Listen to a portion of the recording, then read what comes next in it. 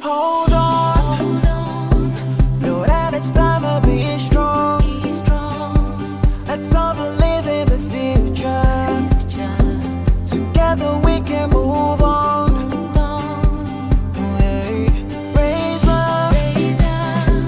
Raise up your voice and be heard.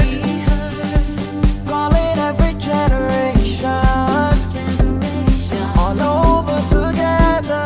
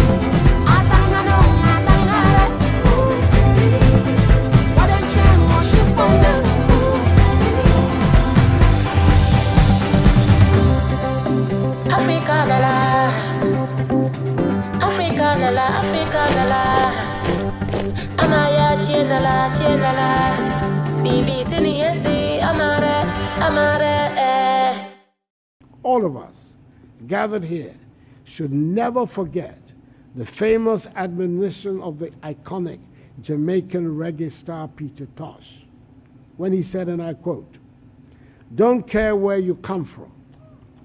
As long as you're a black man, you're an African."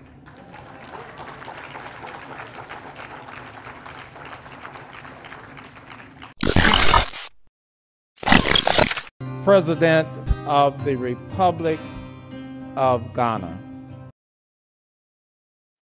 Let us all unite and celebrate together the victories won for our liberation.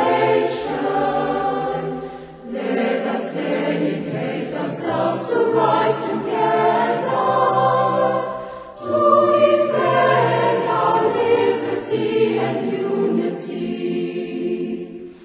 Oh, sons and daughters of Africa, flesh of the sky and flesh of the sky, let us make Africa the tree of life. Let us all unite and sing together to uphold the bonds that frame our destiny, our destiny. Let us dedicate ourselves to fight together for lasting peace and justice, honor.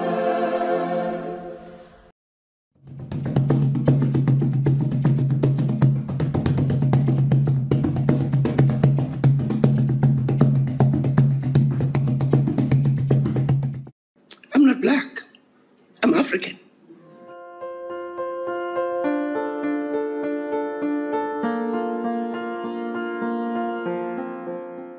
Wonderful, wonderful. Thank you very much to the President of the Africa Society at Cambridge University, to the President of the University, the organizers of this wonderful program. My name is Arikana. I'm the former African Union Ambassador to the United States, and now the founder and president of the African Diaspora Development Institute. I thank you for having me today. I bring you greetings from the great country of Zimbabwe in our beautiful continent of Africa. I want to thank all of you young people for standing up and organizing and putting a spotlight on our beloved continent of Africa. As you all are aware, our beloved continent is under siege. You've asked me today to talk about the role that our young people in Africa can play in building the Africa that we want. If our children are going to succeed at being the leaders, the champions, and the drivers of Africa's development, they must first and foremost understand how Africa got to be where Africa is today. They must first and foremost understand that as Africans, as people of African descent around the world, we also are victims of some serious major brainwashing. The brainwashing that has made it very difficult for us to take the reins, stand up and push back against some of the most egregious abuses any race could sustain. We are unable to fight back against all these major powers that have put in place geopolitical strategies that are designed to keep Africa and her children, not only in Africa but around the globe, under siege. It's not by accident. It's not by accident that the richest continent on earth is the poorest continent on earth. Allow me to highlight some of the geopolitical situations, geopolitical systems that are in place today and have been in existence for centuries that will make it mission impossible for us to truly take our place on the world stage, for us to truly be on the driver's seat of our beloved continent. I like to call upon what I call line number one. Line number one that is keeping us and making it impossible for those in leadership positions, no matter how low the leadership level is, to stand up, push back, and speak truth to power. What I consider line number one, if our children of Africa, if our youth are to take on the challenges of building the Africa that we want, they must understand that when we face issues, when we're trying to understand why we cannot move forward, the answer is not very far away.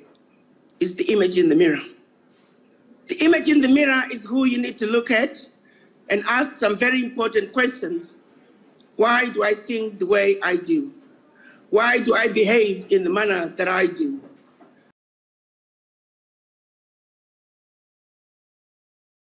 Raise up, raise up your voice and be heard. Calling every generation, all over together. Whoa, whoa, whoa. Turn it up, win or lose, no backing down.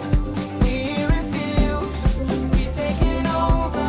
Sing with me, this is the future. Oh, I'm free. Yeah, I'ma see that temperature. Yeah, I'ma see that temperature. Yeah, I'ma see that temperature. Yeah. Remember to like this video, subscribe to the channel, and share it with your contacts. Thank you. Well, let me help you go through the journey of the genesis as to why we as Africans, and if you notice, I'm trying very hard to avoid using the word black, and I'll tell you why. Before the colonizers came to Africa, before the Europeans came to Africa, we were not called black. They were not white either.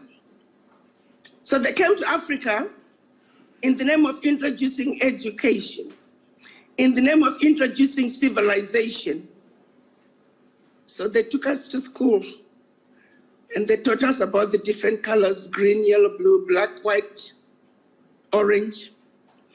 But out of all the array of colors that they taught us, they focused on two colors, black and white. They assigned attributes to the color black. Everything bad and undesirable was black. They even continued to add on subliminal messages that are designed to just automatically, as our children are being born, they automatically know that they are undesirable. So that was the black color. Then they picked up the color white and also assigned it some attributes: purity, clean, desirable. And then they said, let's go to church. They spoke to us about a place called hell. They said, oh, in hell, there's a thing called devil, which is black. And by the way, you Africans are black like the devil. And we said, okay. Then they said, oh, by the way, there's a place called heaven. And they're angels, beautiful, desirable. They do everything wonderful. We must all aspire to be like the angels. And by the way, we too, while we may not look like the color white that we just told you about in school, never mind that, we're like the angels. And we said, okay. That was centuries ago. We have never questioned why there were no attributes given to other people who look brown. In the United States, why is it that Chinese are not called brown Americans? Or the emphasis is on black and white. Because the whole idea is to promote white supremacy from a very deep-rooted subconscious level and in a very subliminal messaging way. Centuries ago, my brothers and sisters, we were taught that we are black like the devil and that our color is undesirable. And they told us they were white even though they didn't look white. What a lie. I've never seen a person who looks white like a white sheet of paper. Why haven't we questioned it? Subliminal messaging that is designed to promote white supremacy at a very deep level. Who has died and gone to heaven and seen a white angel? I don't blend in with my little black dress. I don't blend in with my little black shoes. Who has died and gone to hell and seen a black devil? It is a figment of their imagination designed to continue to propagate white supremacy from one generation after another. How long are we going to continue to believe in this lie? It is precisely this lie that is making it difficult for us as Africans to stand up against the blatant abuses that are being meted to our beloved continent every day. To stand up against the abuses that are being meted to us as the people of African descent, no matter where you see.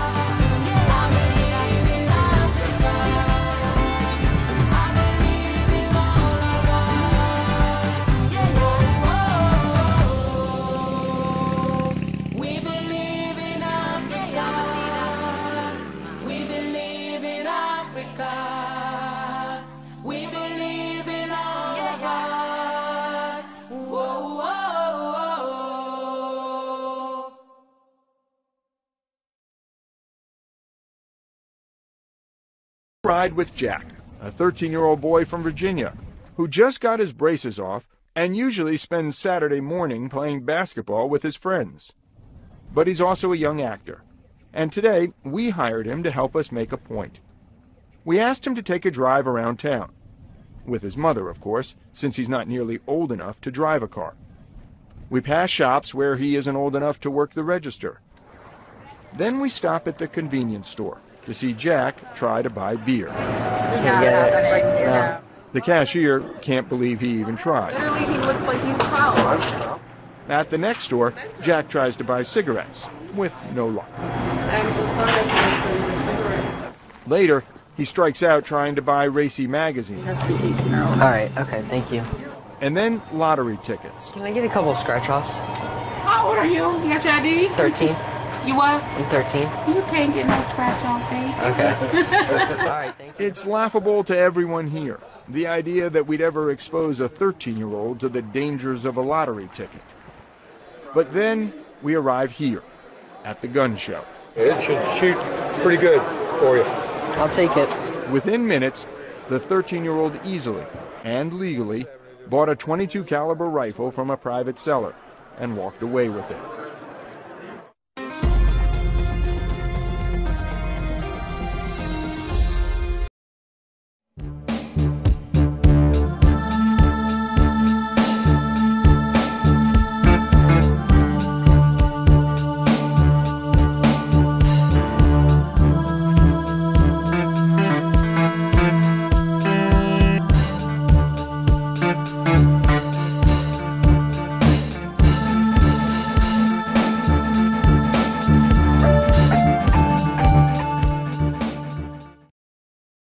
Today we'll talk about Africa, once seen by Europe as the antithesis of civilization, the heart of darkness, in the words of a certain Joseph Conrad.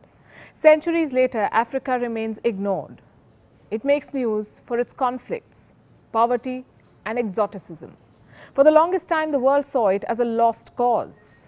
Then one country saw opportunity and thus began a new race for Africa, not very different from the scramble of the 19th century when colonial Britain and France wanted raw materials, slaves and geopolitical influence. Now in the 21st century, global powers are in more or less the same race. China, the United States, India, the European Union, Japan, Israel, Canada, all of these countries are in the race for Africa. And one country is emerging as the clear winner. Hello and welcome to Gravitas Plus. I'm Palki Sharma Upadhyay and this is Africa, a continent of 54 sovereign states, 17% of the world's population, 9.6% of the global oil output, 90% of the world's platinum supply, 90% of the world's cobalt supply, half of the world's gold supply, 2/3 of the world's manganese, 35% of the world's uranium, 75% of the world's coltan, and 54 votes in the United Nations General Assembly. This is what makes Africa so attractive and makes the continent a battleground for global powers. There are numerous fronts: investment and infrastructure, military power, diplomacy, soft power, trade, geopolitics. Every country has its own interest in Africa. In 2016, Israel began its scramble for the continent. Benjamin Netanyahu became the first Israeli Prime Minister to visit Africa in 50 years. What did he want? Votes in favor of Israel and against Palestine in the United Nations resolutions.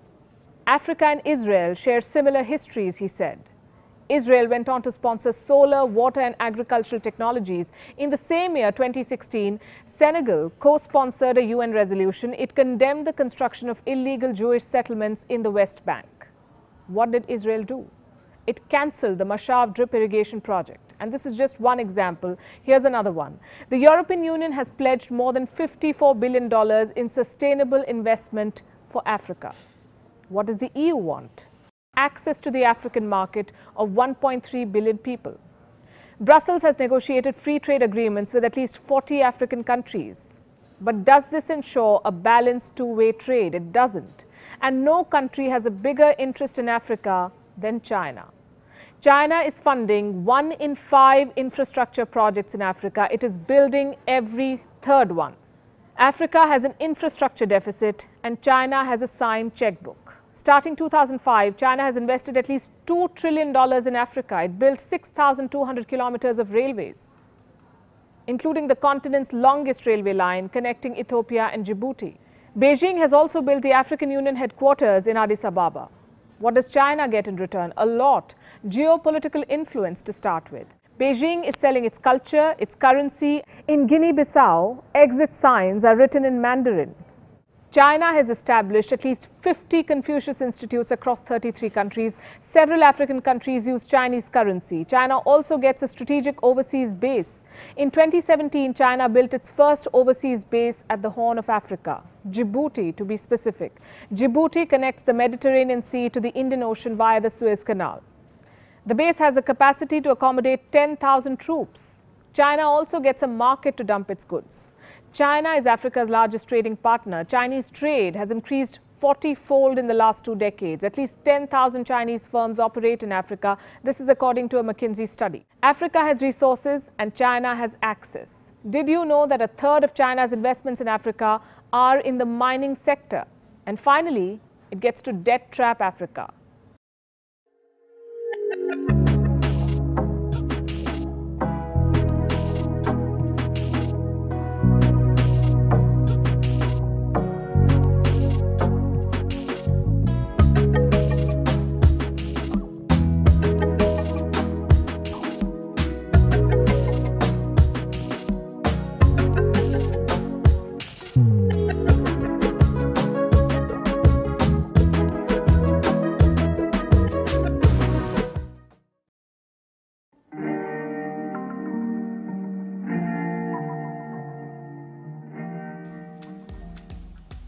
If you have a shipping container you would like to convert into a home, office, cabin, restaurant, or even something for Airbnb, I'm your guy.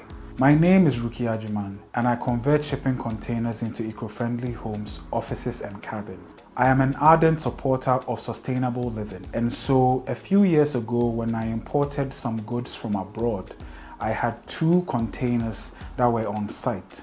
I decided to turn these containers into offices, and that is how my journey started. After converting these 2 containers into an office, a lot of people approached me to do the same thing for them. Now, having an interior design background, this was very easy to accomplish. Ever since building for other people using shipping containers, I've also dabbled or experimented with unconventional ways of building, such as wood, steel pipes, and EPS wall panels. First, you give us a call and then we have a meeting with you.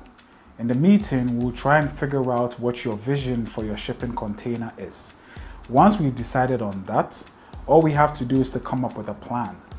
Once we have the plan in place and the client agrees to it, we go to the construction period. Now, we can do homes and offices using maybe 1, 2, or 3 containers depending on the client's preference. Once we decide on this, we can start welding works. This is where we cut out the windows, doors, etc. The next stage is where we insulate it so that the container doesn't become hot, because we live in a very hot climate.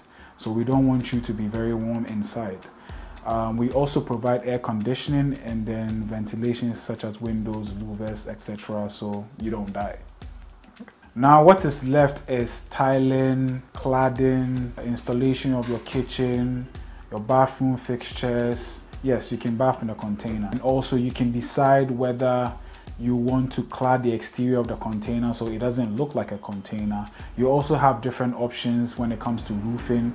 In terms of electricity, you can also have solar power, etc., etc. I believe that containers will be the future of housing because we are all striving towards a sustainable living model. Also, I believe that shipping containers can be used to solve the housing crisis in Accra and in Africa in general. Thank you.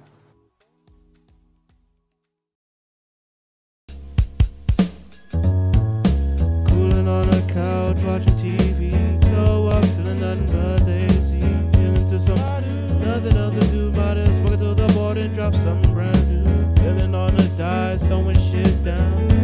Making me vibe to the sound. About to stop. Hungry, then I'm up for the plug now. Cause I found out you liking it. Don't you want it back? Don't you want it back? Don't you want it? Welcome again, brothers and sisters and cousins of the other races that support our struggle for economic equality. My name is Neville Farkey, and I'm the coordinator of the Black Econ Network channel. This is video number 29, and the highlight of this video is the celebration of African Liberation Day. And I will be very brief. I just want to mention that in the previous video, I did talk about the possibility of farmers producing enough for import substitution and replacement of crops in our countries where we are the majority and depend a lot on imports increasingly from the colonial powers in Europe and North America. And I did mention that for a period of time when there was a agricultural marketing corporation in Jamaica during the time of the Jamaican Democratic Party of Michael Manley, when there were restrictions on imports mainly from the USA, I think to punish him for some of the reforms, land reform that he was doing, land lease to help small farmers and so on, that farmers started to produce for the local market to the point that they produce in excess of demand. And they even farmers produce some crops that, like onion, that since I was growing up as a boy, they said it couldn't be grown in Jamaica because, of course, that was pushed by the United States that wanted Jamaica to import onion from both the United States and Canada. It was pushed by North American companies, and farmers in Jamaica produced more onion than there was even demand, and it flooded the market.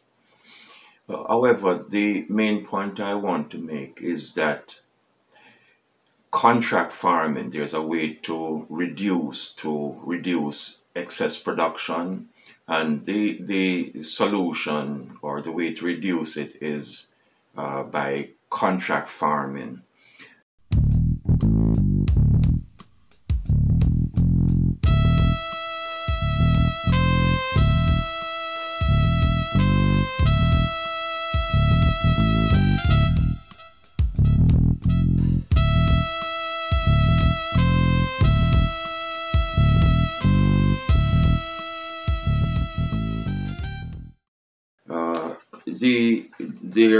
If the farmers can find market for themselves, that is probably the best thing. Farmers as individuals, but more so farmers as a group in farming marketing cooperatives. In fact, here in the USA, many farmers, I know that from experience in the Mississippi Delta region, they were forced to form marketing cooperatives because the companies that buy agricultural produce from them didn't go to individual farmers to pick up a few hundred pounds of different crops. They had to come together in their communities, certain locations, and they had a facility where they would grade and sort their products and pack them, and the truck from the company or different companies come and pick up their produce. So they had their individual farms and produce individually, but they had to bring their supplies to a central point where it was sorted, graded, packaged, and they sold as a cooperative, as a group. So similarly, farmers can, producers, not only farmers, small producers can form cooperatives and market their products. And if they get contracts, then the contracts can be allocated in such a way that they produce closer to the demand and reduce the chance of flooding the market. That's pretty much the main point I wanted to make, to clarify what I said in the previous video, and going forward, the idea of cooperative, and I'm showing and mentioning cooperative socialism, which was, I think that is one of the, or probably the best alternative for small African producers, whether in Africa or in the diaspora. That idea developed by Dr.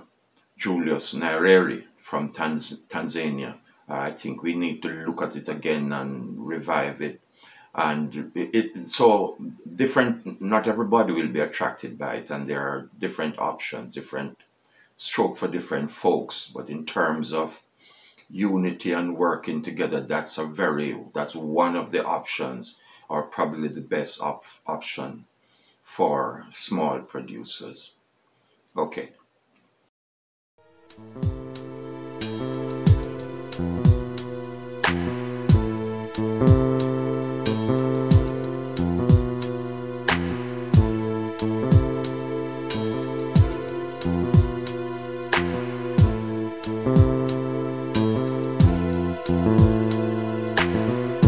Suddenly, you left me alone by myself. Are you looking to start a farm of your own? The Farm Uganda Limited gives you an opportunity to explore, to learn as you look to start your goats enterprise. Currently on the farm, we have over 300 goats, and the journey started with about 10 goats in 2017. The project hasn't been without challenges. When we started, we had a structure that was not raised, and as a result, many of the kids that were produced died because of disease, but because also of the weather. Whenever it was very cold, most of those young ones died. And we quickly learned lessons, and that's how we improved our structures. And so we encourage everyone who intends to go into goat rearing that it is important to have a raised structure, because then you're able to reduce on the disease and the rate of disease infection. This guy here, we started with him about 4 years ago, and he has done an extraordinary job to make sure that we have improved our breed up to this level. So goat rearing is a very lucrative business because goats multiply very quickly. On an average, a goat will give you 2 young ones, and in a year at least it can give you 2 young ones. So if you do the business end of things, if you do the mathematics, you know that you're able to improve and have many more goats that come on the market. So as an agronomist at the Farm Uganda, I have a lot of interest, special interest in the goats, especially in the sustainable approach to agriculture, where the products that we get from the goats here can be applied to Mother Nature, and as thus we're able to improve our crop production because of the manure that we get from the goats. Also, we have an opportunity to employ about 3 young men on the farm that look after these goats, and also as part of our social impact in what we're doing. And we believe that this is a contribution to ending unemployment, but also to helping them have a sustainable and good livelihood. One of the other challenges that we find at the Farm Uganda is the challenge of water. Currently, we do not have a permanent water source, and so the young men have to move down to distant places to be able to find water for these goats. And so we appeal to everyone who could be of goodwill and good cheer. We are embarking on a project to have a borehole established at the farm, where we can get water for home consumption, but also we can get water to feed these wonderful animals. That is our story here at The Farm Uganda. We invite you, if you want to learn with us and learn from us, please join us. Check out our social media platforms. We are at The Farm Uganda on Facebook. We are at The Farm Uganda on Twitter. We also have a website, www.farmuganda.com. Please check us out and see what we do, and we invite you to come and learn with us and learn from us. Thank you so much. Bye-bye.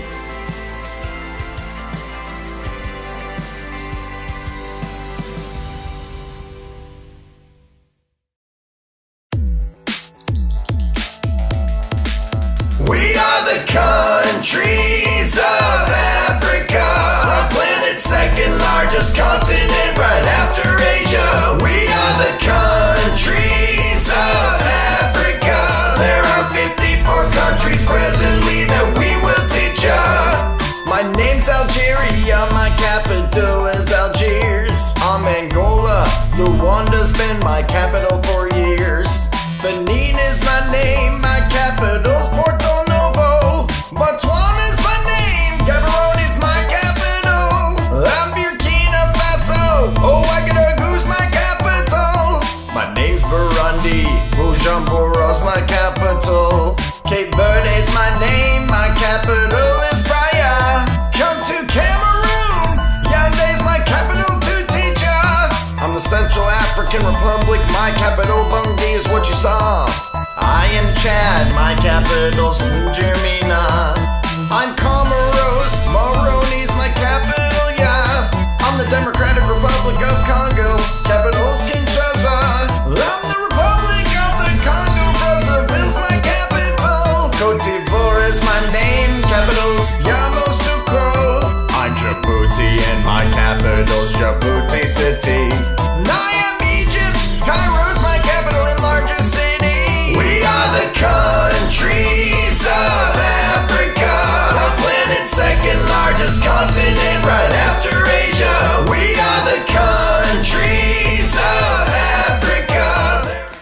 Remember to like this video, subscribe to the channel, and share it with your contacts. Thank you.